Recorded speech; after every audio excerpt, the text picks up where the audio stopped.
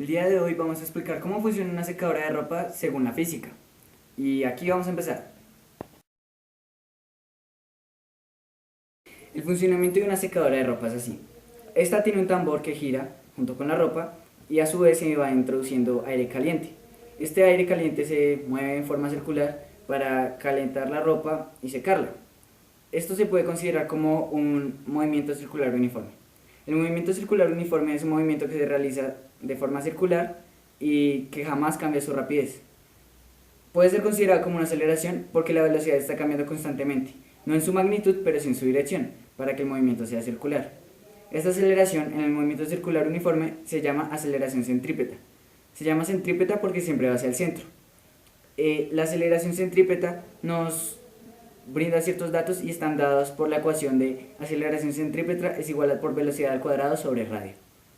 Esta aceleración nos permite hallar varios datos que son la frecuencia, que es la cantidad de revoluciones o vueltas que da el objeto a estudiar, en este caso la secadora de ropa, en cierta cantidad de tiempo.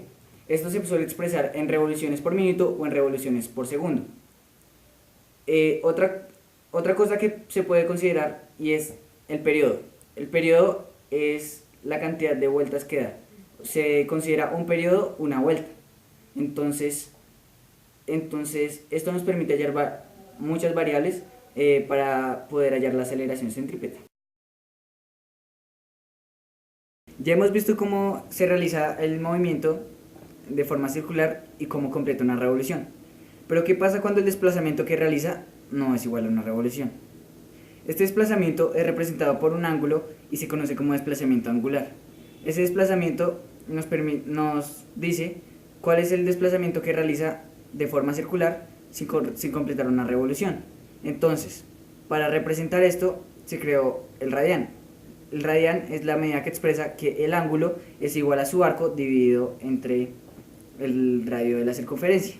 Entonces, si dividimos este término por medio de 2pi, que sería lo lógico para 360 grados, es decir, una revolución, podríamos hallar que un radián es aproximadamente 57,3 grados. Esto nos es muy útil a la hora de calcular un desplazamiento que no completa una revolución, pero que sí es necesario y se realiza de forma circular. Entonces, este radián nos permite calcularlo de una forma exacta. Bueno, la razón del desplazamiento angular en el tiempo se conoce como velocidad angular. Esta velocidad nos es muy útil a la hora de determinar cómo se cambia este desplazamiento en el tiempo.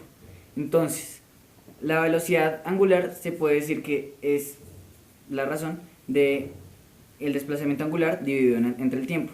Entonces, ya que en la mayoría de los problemas se expresa esto en revoluciones por minuto, pero por convencionalismo es necesario expresarlo en radianes por segundo, entonces para eso se realiza una conversión. La forma más factible de expresar esto es decir que la velocidad angular es igual a 2pi por la frecuencia, donde 2pi pues es 2pi para los radianes y la frecuencia es expresada en revoluciones por segundo, para darnos así una velocidad angular en radianes por segundo.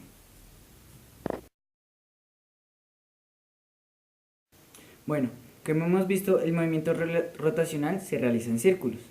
Este movimiento cambia constantemente su dirección, pero también puede llegar a cambiar su magnitud.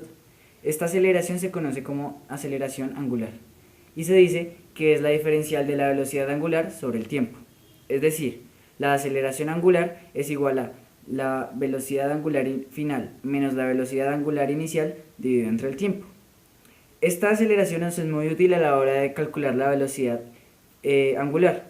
Entonces, si queremos calcular la velocidad angular final, decimos que la velocidad angular final es igual a la velocidad angular inicial más la aceleración angular por el tiempo.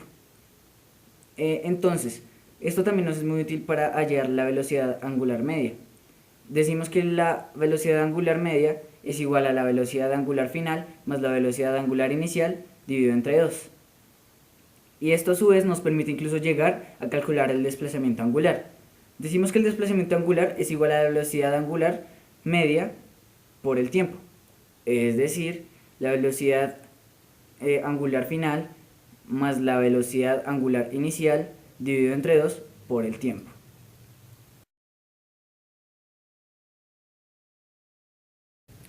En resumen, el funcionamiento de una secadora de ropa es así. La secadora de ropa realiza un movimiento rotacional y esta va acelerando con el tiempo, cambiando tanto su magnitud como su dirección. Después llega a una aceleración constante, llegando así a un movimiento circular constante, para finalmente volver a acelerar de forma angular y cambiar de nuevo su magnitud y quedar de nuevo en el reposo.